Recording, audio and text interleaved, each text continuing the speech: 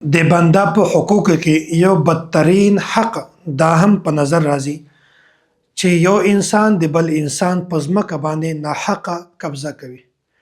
د بل انسان په ځمکه باندې یا خو قبضه وکړي یا هغه د ده ځمکه د خپل ځمکې سره څه میلاو کړي. دغه ډیر بدترین حق ده. ډیر ظلم کوي دا خلک. دا چې کوم کس د بل انسان ځمکه لاندې کوي دا ځان ته بهادر وایي. وای زه خو بهادر یم، تکړه کس یم، څوک ته چې د ما نه تپوس وکړي او د ده کس څه حیثیت ته چې د ما نه خپله ځمکه واخلي، نو ځان ته بهادر هم وایي. دا بهادري دا د تکبر نشانی ده. او داسې هم وي چې په دنیا کې د دې خو عموما سزا داسې خاص نه میلاویږي انسان ته، خو په آخرت کې د دې ډېره غټه سزا ده. د دې سزا څه ده هغه زه تاسو ته بیانوم. حضرت سعید بن زید رضی الله تعالی عنہ فرمایي پیغمبر علیه الصلاۃ والسلام صحابي تیر شوی دی. پیغمبر علیه الصلاۃ والسلام حدیث نقل کوي، فرمایي اشهد لسمعت رسول الله صلی الله علیه وسلم. وای زه د دې خبرې گواهی درکوم چې پیغمبر علیه الصلاۃ والسلام ما د اورېدلي دي. څه مې اورېدلي دي؟ من اخذ شبرا من الارض ظلما. وای کوم انسان چې په ظلم باندې ناحقه طور باندې د چا یوه لویشت ځمکه هم لاندې کړله، په هغه باندې قبضه وکړله، فانه یطوقه یوم القیامة من 7 ارضین. صحیح بخاري کې دا روایت موجود ده. وای الله تعالی به د قیامت په ورځ باندې د هغې ځمکې که هغه یوه لویشت وي، که یو ګز وي، که کرنال وي، که څومره زیاته وي، هغې ځمکې نه به طوق جوړ کړي الله تعالی او د دغه انسان غاړې ته به ورواچوي. لکه څرنګه چې نن سبا یو کس د پلو والا مسله وي، پلې پټۍ، او ډاکټر هغه ته یو کور ورکړي، د غاړې وال پټۍ ورکړي، دا میډیکل سټورو کې ملاویږي.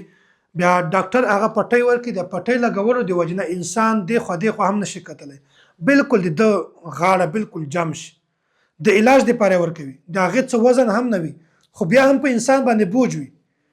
دغه رنګې الله تعالی به د هغې ځمکې د چې کومه ځمکه باندې ده د بل چا ځمکه قبضه کړې ده، که یوه لویشت هم وي، د 7 ځمکو پورې چې څومره ځای هم راځي دا به ټول د دغه انسان په غاړه کې داسې ور واچوي.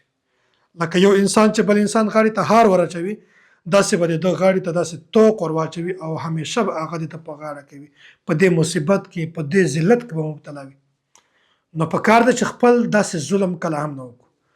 که څوک هم داسې کس وي چې هغه په دغه ظلم کې مبتلا وي، د ورور ځمکه لاندې کوي، د تره ځمکه لاندې کوي، د خوري د بل چا خور ځمکه لاندې کوي، یا د رشته دار ځمکه لاندې کوي، ظلم کوي، د دغه ظلم نه منع کوي. دا پیغام ورسوه چې ګوره که دومره ظلم کوي بیا به د قیامت په ورځ د تا خیر نه وي، همیشه په دغه مصیبت کوي، همیشه په دغه تکلیف کې وي. یوه لویشت ځمکه ده، په دې باندې تا څه کېږي؟ خلک په دې باندې بدۍ کوي، خلک په دې باندې جګړې کوي، ظلمونه کوي د یو بل چا سره. حالانکه پیغمبر علیه السلام فرمایي چې د غاړې ته به یو توق ور واچوي، یو هار غوندې به ور واچوي چې هغه به همیشه د پورې ده په غاړه کې وي، او د دې به څومره وزن وي دا څوک اندازه هم نشي لګولی. د یوې ځمکه چې یوه لویشته هم وي دا تر لاندې اوبو پورې څومره وزني ده، او بیا دا صرف دا نه، د 7 ځمکو پورې چې څومره ځمکه دا لاندې راځي دا به ټول الله تعالی د ده په غاړه کې ور واچوي.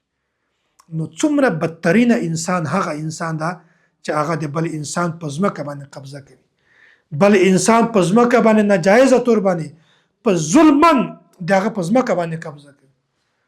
نو خپل ځان هم ځنې بچ کړي، نورو خلکو ته هم د دې ترغیب ورکوي چې ګورئ چې څومره ځمکه د تا وي د بل چا په ځمکه باندې قبضه کله هم مه کوه.